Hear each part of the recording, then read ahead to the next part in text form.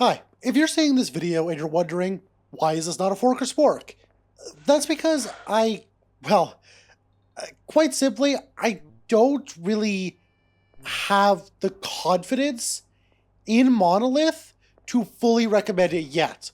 Now, important detail, that is not a knock against Monolith. That is something I'm doing specifically because I just haven't spent enough time on the server to potentially locate any issues. I'm not saying there's any issues, but for example, the Funky Station and Goop Station Fork and Sporks, I had a lot of time playing on them, and I fully understood the exact vibe. This one is more of a explainer of what the hell it is. And what it is, conceptually at least, is pretty friggin' cool. So, what the actual shit is Monolith? If you've played Frontier or a certain third server that will not be mentioned because it got dehubbed, you're probably familiar with the base concept of Frontier and Monolith.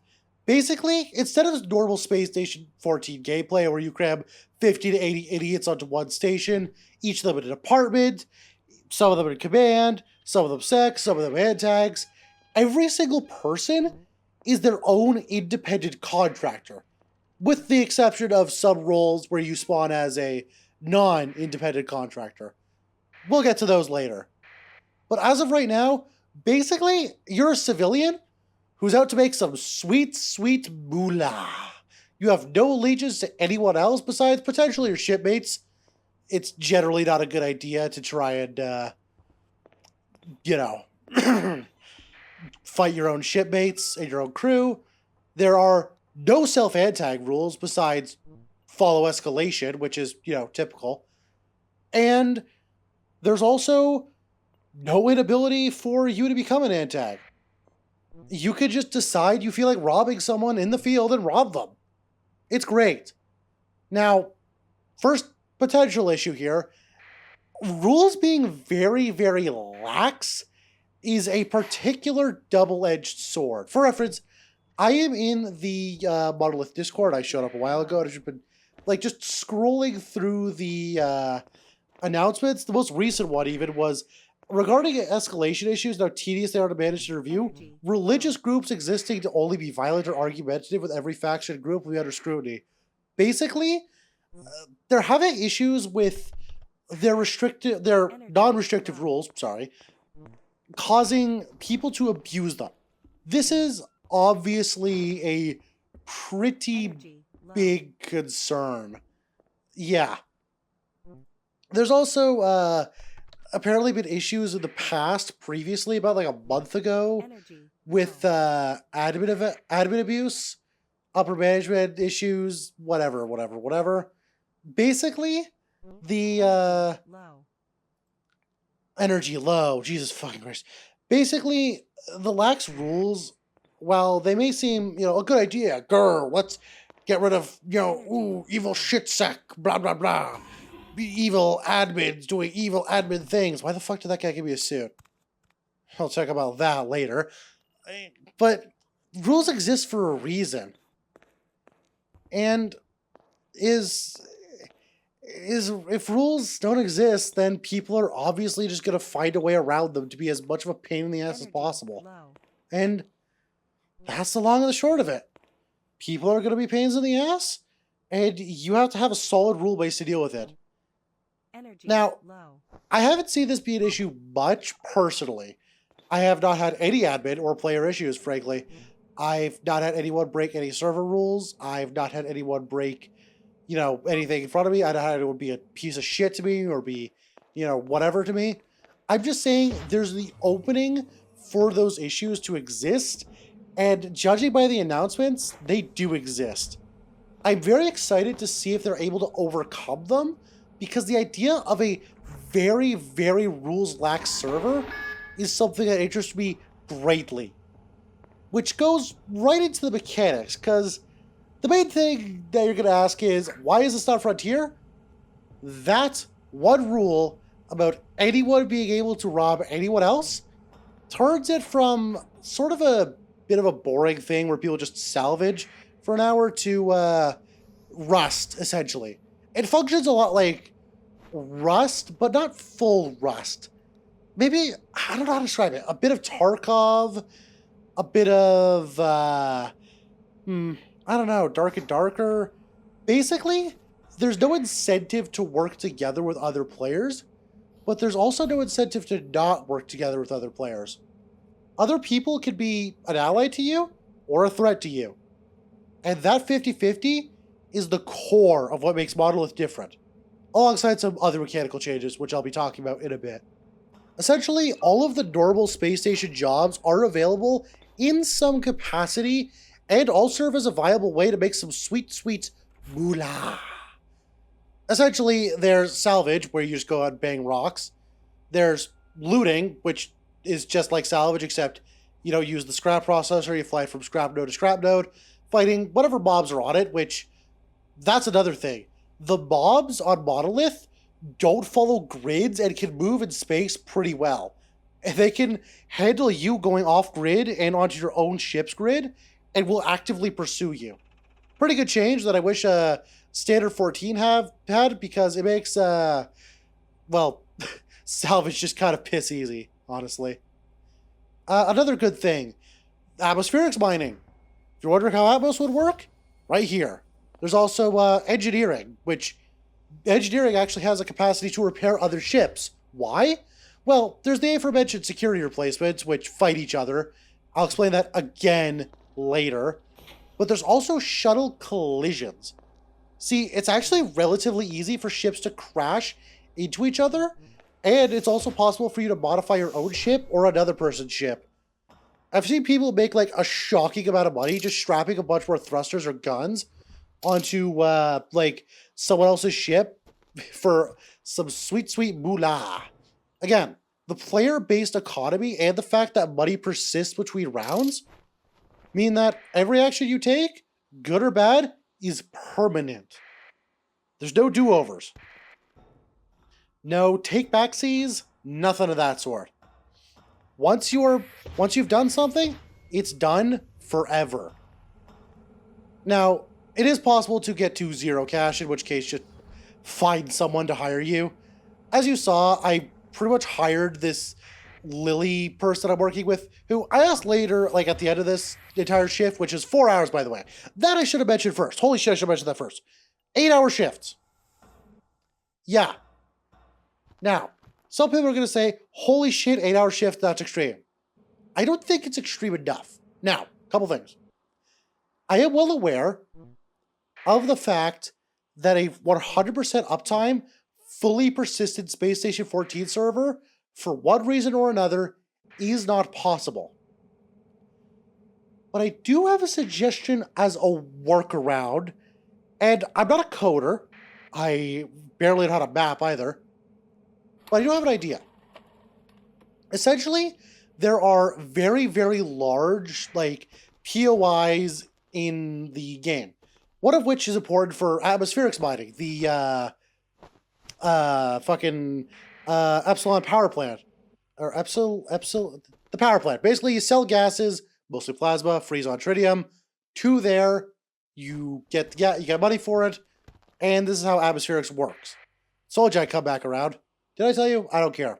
Who cares? Watch the video. Essentially, what if we took POIs and potentially made them semi-persistent and player-made? What if there were some things called, like, I don't know, station beacon nodes in space where players could load in a station they built on a previous shift? That way, corporations, player-made corporations, which are just like a group of players banding together to work with each other, could have a permanent resting spot. You could have stations that will accept plasma and oxygen to turn into freeze-on for profit if they know how to make like a proper freeze-on conversion setup. That's very, very efficient. You can have one run a supermatter crystal even, because I'm pretty sure supermatter crystal was imported to the game. You could have one just serve as a military outpost. Something for one of the three factions, again, I'll get into them, to retreat to when things go completely south. Or just a proper roleplay location. Now, I don't know how this would work. I don't know how this would be coded. I just think this is a really fucking cool idea and could serve as a way for players to have persistency. Because a big problem, I think, is the lack of persistency. There's also another idea I had where people could modify their ships and then keep them and like store them in a hangar, which could also potentially be attached to these stations somehow. But that sounds like a lot of data for the server to keep, so I know that's probably not possible. I'm just saying that would be really fucking cool if it's possible. And holy shit, that would make this from just like a side mode to something like RMC, where it's essentially a completely new game mode. And I think that's awesome. Besides Atmos and engineering, which get by far the most changes with the way shuttle collisions work and other problems that occur with the players, I feel like the biggest change to a job is security. And from there, I need to talk about how the law works and how criminality works, because anyone can rob anyone. And there's no de facto law force. There's no security team. Like, Frontier Sector, just as a comparison, has the New Frontier Sheriff Department, which essentially function as security. Frontier has a security force and a command force, an SR, and essentially a government governing the sector, even if it's still contract-based most of the time. Monolith is up for the grabs. It's up for the taking, and this is where the main change, and the thing that I think the server should lead into much, much harder. First, I gotta talk about a couple things. The server has lag spikes occasionally. I don't know what causes them, but they're not that bad. They're also accentuated by the fact that this is a European server, and I am in the Northern Americas. So, you know, ping's a pretty big issue, but most of the major lag problems I've had have been pretty much sated. We're not lagging as hard as we were when I first tried to make a video on Monolith. Although, it's still entirely fixed, but that's the nature of Space Station. What can you do about it, really? Anyway, security. Essentially, there's 3 factions. And to explain each of them, I need to talk about, well, the ship combat. The ship combat is by far the biggest difference from standard SS14. Basically, every single ship, bar the shitty ones, have some kind of active armament on them, because Monolith Sector is a dangerous place. Pirates are everywhere, and again, there's no law. You spawn with a pistol in your backpack with 20 rounds, for fuck's sake. Like, it's dangerous, it's chaotic. That's the first thing you need to understand. The second thing is that these ship guns do not function like standard space station guns. Jesus. Essentially, they're auto turrets that can be aimed via the gunnery console. Some of these are basically useless in combat, like the mining drones. Some of them are downright broken in combat, like the missiles. And some are best to just make someone fuck off, like the autocannons. The thing about ship cannons is they're pretty hard to aim. They fire pretty fast for what they do. Their range is better than your guns. And they, at least I believe, all have infinite ammo. So, front-sided armaments still exist, and the location of the guns on your ship will determine how damageable you are, but at the same time, you're never helpless. And at the same time, one well-placed strike onto their pilot or the guy controlling the gunnery console will knock them out of commission, potentially permanently. And this is where we get into the replacement for security, or replacements. See, Monolith Sector exists in apparently the Paradise lore, which I don't really understand, but essentially there's 3 factions, technically 4, but we're going to go with 3 for now. The first is the TSF. They are essentially Marines that try and pretend like they have some sort of law and try to send law and order to the sector. Important thing, they are not security. they are not the only authority in the whole sector, and while they are a little sometimes, they generally try to avoid interacting negatively with civilian ships. Civilian ships are the fourth faction. I'm a civilian ship right now. They're any ship that isn't affiliated with a faction. Yeah. The TSF also, I believe, have the best firepower of any and the most structure. Next are the rogues. The rogues are basically just ex-syndicates, mostly. They're ex-syndicates who broke off and like some other lore shenanigan that I really understand or care about.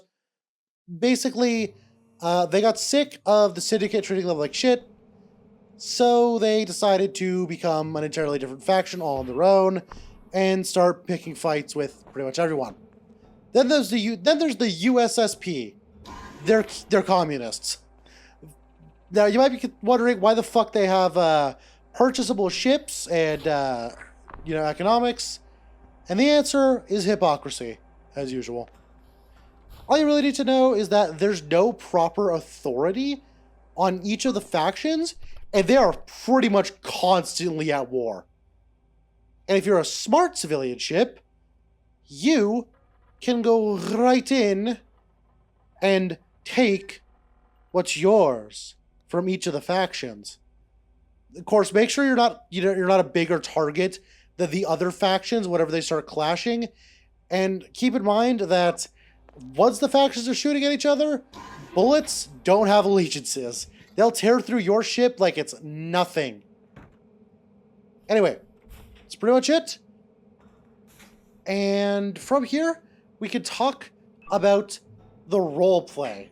Or, well, the one main thing that concerns me. See, here's the thing. The role play on Monolith could fall into a lot of really bad ways. There's the way number one I can see it falling into, which is where nobody role plays, everyone's in it for money, blah, blah, blah. Then there's Rust, where everyone's out to just kill each other and they shoot on sight and there's no interesting roleplay or gameplay for that matter, because getting shot because you went too close to some random guy with guns is not interesting roleplay. And then there's also the stuffy route, where if you're not following the precise rules to a T and RPing every little thing, then you just kind of get ignored by everyone. There's also the meta-friending issue. You're perfectly allowed to remember things between shifts. Problem is, do you really have a reason to trust anyone or work with anyone besides, your own fellow people you've worked with before? Like, hell, the person I'm with on my own ship, they just kind of wandered in. They're also new. And I'm like, sure, you want a job? I could use someone to help me solve it. And they're in. Now, Monolith is a very, very young server. And this can go either way. This could go up, could go down, could go sideways. It could be peak, it could be cringe, it could be pog, it could be not. There is no way to know where this is going to go at this point in time. Which is why I'm asking you. See, the day this video comes out, I played a stream on it. And if I miss the stream time, I'll do it the day after. And I want to help bring you guys in, my own fans, to Monolith and try and make it a cooler place. I want to make it interesting. And I do have a couple suggestions. I think Monolith could really value a few things. One, massive player count increase. 80 is not enough. I would say 150 would be a good number. Because here's the thing. Let's assume 80. Let's assume that there's an equal mix of each of the four factions. 20 civvy people, 20 TFS, or the military dickheads, 20 rogues, 20 commies. Each of these players, each of these groups, kind of limits the amount that they can interact with each other. And there's no chance of massive space battles occurring. I don't know if the server could handle it, but, if it could, that would be really good. And I think that would be just straight poggers, for lack of a better word. Seriously. I think investing more heavily into the idea of the three factions fighting and boosting the player count to allow the factions to have proper full-scale war should be a thing that's allowed. In addition, I think the thing I mentioned earlier, the player-made housing. Like, hell, name an MMO that doesn't have player-made housing. Player-made stations could be a really cool addition. You can have neutral parties that will tend to whichever faction wants to work with each other. You could have, like, civvy ships being struck by the rogues or the TSF because they're healing and assisting their opponents. You could have, fucking the rogues killing everyone or something. You could have civvies banded together against one of the factions that's mistreated them. Invest heavier in what makes your server unique, and you will see players who will come for that sort of gameplay. That's my only advice for Monolith, is invest much heavier into the uniqueness of your server, and the people will come. And I'd also like to thank my channel members, Fluttergasser, Userface This, Loltart, Kitty Cat, Northstar, Pledge 3, Websort of Flubber, and Sather Lapid. You too can support the show and support what I do here, and yeah, blah, you know the drill. Support show. I will very likely make a proper Fork or Spork on this server in time. I hope. Assuming nothing goes catastrophically wrong. Anyway, see ya. Oh, and thank you to Lily. I don't know if you're watching this, Lily, but holy shit, you are so fun to play with. Oh my god.